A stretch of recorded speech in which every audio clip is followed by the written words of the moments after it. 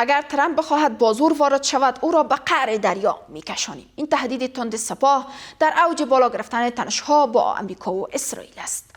همزمان گزارش‌ها از تماس پرتنش ترامپ و نتانیاهو خبر می‌دهند که محورش ایران بوده، جایی که گفته می‌شود اختلاف نظر جدی هم بینشان افتاده. از یک طرف امریکا هشدار یا توافق یا حمله سنگین داده و از طرف دیگر ایران هم میگوید در برابر هر تهدید پاسخ سخت خواهد داد. سلام، به نبض خبر از آفاق خوش آمدید. برای بحث بیشتر روی این موارد با آقای اختر محمد راسخ، آگاه مسائل سیاسی، از طریق نت وصل هستیم. سلام آقای راسخ، در حال حاضر کدام طرف دست بالا را دارد؟ ایران با تهدیدهای نظامی یا امریکا با هشدار حمله؟ بسم الله الرحمن الرحیم. سلام حضور شما و حضور همه بینندگان پروگرام شما تقدیم می‌دارم. در ارتباط پرسش به عرض برسانم که شما می‌دانید که امریکا قوه نظامی، اقتصادی و ابوالقدرت دنیا است در سطح جهان. بنابراین تا اکنون در همه قدرت ها سخن اول میزنه، اما ایران در این جنگی که از توسط اسرائیل دیزاین شد، جور شد و ترتیب و تنظیم شد و پایه های اساسی قوت‌های نظامی امریکا و اقتصاد امریکا را در اینجا کشانید، هدف آنها می بود که باید نظام خامنه‌ای باید سقوط کنه. اما با شهادت رساندن خامنه‌ای و رهبری و همچنان کادرهای بسیار برجسته ایران، نظام سقوط نکرد. نظامی را که آنها فکر میکردن که در مدت 4 روز سقوط میکنه و فرو میپاشه و نظام جدیدی جاگزینش میشود، در آن پلان خود اسرائیل ناکام شد و اسرائیل پلان دومیش می بود که بتواند توسط قوت نظامی و هوایی و راکتی امریکا ایران زیر ضربات راکتی قرار بده که دادن. چنین پروگرام ها هم عملی شد، اما باز هم ایران نظامش دیگه هم قویتر و بهترتر، مدیریت خوبتر و بهترتر پیش بود. بنابراین ایران توانست جنگ را که توسط ابوالقدرت دنیا و دو قوت اتمی علیه ایران آغاز کرده بود، این جنگ به نفع خود تمام کرد. یعنی در وقتی که تنگی هرمز در معصره خود قرار داد، جهان امروزی را ایران توانست زیر ضربات اقتصادی قرار داد که زیان اقتصادی جهان را متوجه ساخت تا علیه امریکا استاده شود و جهان امروزی تلاش داره که امریکا را به جنگ دیگه وادار نسازه و از راه مذاکره و تفاهم معضله را حل بسازه. شما میدانید که امریکا 30مین بار است که تصمیم قاطع میگیرن و با اتاق فرمان قماندانی آلای قوای مسلح خود میره ترامپ، اما جنگ آغاز نمیکنه. علتش است که متوجه میشن که اگر جنگ آغاز کنن و در جنگ شکست بخورن، هویت ابوالقدرت جهان امروزی که امریکا هست درو میپاشه. ما میخوایم از جریان می جواب که شما دادین یک سوال بپرسم که چه کسایی واقعا مانع ترامپ میشن که جنگ آغاز نکنند؟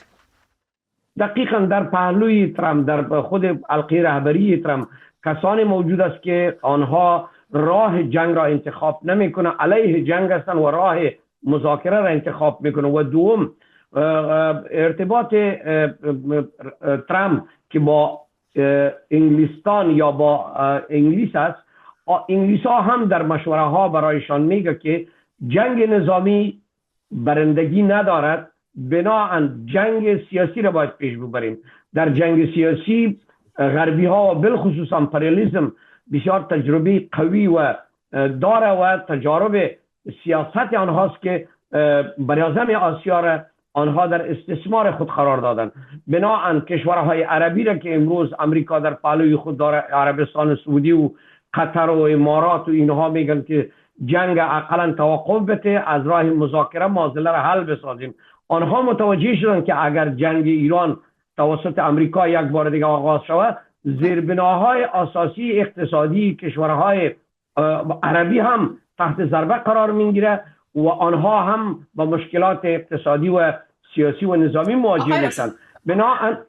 بنابراین تلاش دارن کشورهای نزدیک به امریکا که اگر بتانن توسط پروگرام‌های سیاسی و پروژه پنجم شبکه آگنتوری یا بگویم شبکه جاسوسی که در نظام دارن، در نظام ایران، از آن ادرس ایران را به شکست مواجه بکنه و ایران نظامش با فروپاشی بکشانه که من فکر میکنم در هر دو بخش تا اکنون امریکا و اسرائیل با پیروزی قدم نبرداشتن، بلکه با مشکلات مواجه است و ترامپ تلاش کرد که یک ستون اساسی کمک های نظامی ایران که چین بود، چین عقب زد از جنگ جبهه یا بگویم از پشت عقب پرده با کمک های ایران و ترامپ متوجه شد که باید چین عقب برود که من بتانم ایران با شکست مواجه بکنم. اما در اون پروگرام خودمانای کمی پیشرفت کردن، اما آقای پوتین تلاش کرد که یک بار دیگه غربی‌ها را نشان بده که ایران، روسیه، چین و کره شمالی ما متحدانه علیه امریکا در چنین پروگرام ساده هستیم و تلاش داره پوتین که ایران برنده شود، به خاطر که اگر ایران جنگش برنده شود ابوالقدرت جهانی امروزی که امریکاست ای با شکست مواجه میخوره و ابوالقدرت دومی جهان که عبارت در راستش امی چین خواد بود، این متحدین میتونه یک ابوالقدرت دومی جهان تشکیل بدهند. تهدید سپاه به امریکا درباره این که پاسخ سنگین و قعر دریا، این تهدیدهایی که به امریکا کردن بیشتر پیام بازدارندگی است یا نشانه آمادگی برای یک درگیری دیگر؟ دقیقا شما میدانید که خود آقای ترامپ یک تجار پیشه و صحبتایش هم امان شکل تجار پیشه است که با اقتصاد وابسته میشه.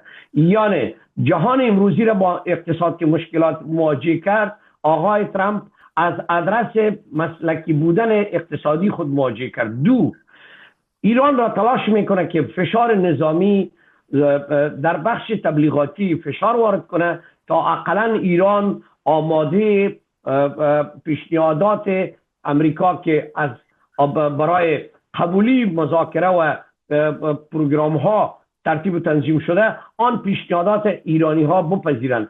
اما ایران و دولت مداران ایران یک فیصله کردن که با این مثلث پروگرامی را که آغاز کرده که هم در بخش اقتصادی جهان متوجه کرده و در پهلوی خود قرار داده که اگر ایران به جنگ می روه جهان هم با مشکلات اقتصادی مواجه ساخته که تنگی هرمز است. یک جنگ در تنگی هرمز، جنگ دوم با کشورهای عربی، جنگ سوم مستقیم با امریکا و یا بگویم اسلحه‌های امریکا و اسرائیل زیر هدف قرار دادن. یعنی در سه ضلع یک مثلثی جنگ که آغاز کرده ایران، مطمئنم گفته میتونم جنگ خوب مدیریت کردن، اما در سنگر سیاست امکانات زیاد است که ایران به شکست سیاسی مواجه شود. آقای راسخ، اختلاف نظر میان ترامپ و نتانیاهو نشان دهنده شگاف در سیاست غرب درباره ایران است یا یک تکتیک تازه؟ ببینید، من فکر میکنم که اختلافات از اینا هنوز با آن اندازه نرسیده که جنگ مدیریت نشود، اما تلاش دارن که اسرائیل تلاش داره که جنگ باید آغاز شود و طرفدار آغاز جنگ و پیشبرد جنگ و سقوط نظام در ایران اسرائیل است. اما امریکا در تلاش است که نظام تغییر بخوره، اما خود بین سیاسیون دولت کنونی باید یک کسی دیگر تعیین شود و از راه نرمش و از راه مذاکره امریکا میخواد که معضله را حل کنه. اما به خاطر که ترامپ اگر را بر جنگ بکشانه، خود کنگرس امریکا علیه جنگ است و مردم امریکا دیگه نمیخواد که ترامپ و یا امریکا چنین در جنگ پیش بره که ملت ایران کشته شود و فردای تاریخ دموکراسی را در سطح جهان اینا رقم بزنن که به خون ملت ایران دموکراسی زیر خاک شود. بنان امریکایی ها در فکر بشریت و نجات بشریت و دموکراسی است، اما آقای ترامپ با پشتیبانی خود آقای صدراعظم اسرائیل در فکر ازی است که در ایران باید نظام از بین بره و اگر در این جنگ با صدها هزار ایرانی کشته میشه برای آنها مطرح نخواهد بود.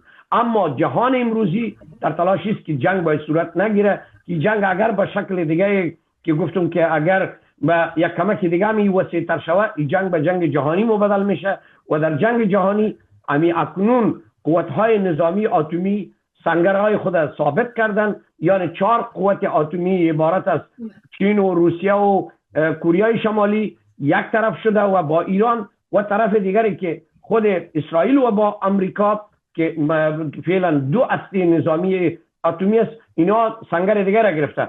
اما اگر ناتو یا بگیم کشورهای اروپایی در این جنگ داخل شود، این جنگ جهانی مبدل میشد. تا اکنون هم که به جنگ جهانی مبدل نشده، اروپایی ها خود دور نگاه کرده، یعنی در جنگ خود دخالت خود نشان نداده. اگر در عقب پرده هم نشان بدهد، مگر در روی پرده نمیاد. اما چین و روسیه و کره شمالی مستقیما در روی پرده میاد در این جنگ، به خاطر منافع چین و اینا نخفته در جنگ ایران است. با گفته های شما پس میتونیم بگوییم که جنگ جهانی سوم سرد. بله دقیقاً امی جنگ جهانی سوم عقب پرده جریان داره، اما در روی پرده اگر به میان بیاید، مطمئنا جهان به یک بدبختی و به یک انارشیسم و گډوډی فرا منطقوی میره. بنان شما میدانید که در این جنگ اگر به جهانی شود، کشورهای عربی هم به خاک یکسان میشه و همچنان جهان امروزی را ما هم با مشکلات بسیار امراض یا بگیم استعمال بمای اتمی واقعا جهان به فرو خواهد رفت. در صورت بسته شدن تنگه هرمز، فشار اصلی متوجه کدام طرف خواهد بود؟ ایران یا بازار جهانی انرژی؟ خوب شما باید بگوییم که ایران بازار جهانی نفت و گاز به شکل مدیریت کرد که همه در این زیان نفت و گاز که از آدرس تنگه هرمز مدیریت شد، همه دامنگیر همه کشورهایی که از این آدرس اینا نفت و گاز بگرفتن همه مواجه شدن. بنابر امین است که ایران یعنی در 3 جبهه یک شکل مثلث جنگ پیش برده و تا اکنون هم جنگ به نفع ایران تمام شده. اما غربی ها تلاش داره با همکاری و هم نظری انگلستان جنگ از آدرس سیاست برنده شوند. سپاسگزار هستیم آقای راسخ از حضور شما در برنامه. جهان سپاس از شما. موفق و آرام و سرفراز باشین. این بود بحث امروز که تقدیم شما گردید. تشکر از توجهتان. وقت بر شما خوش.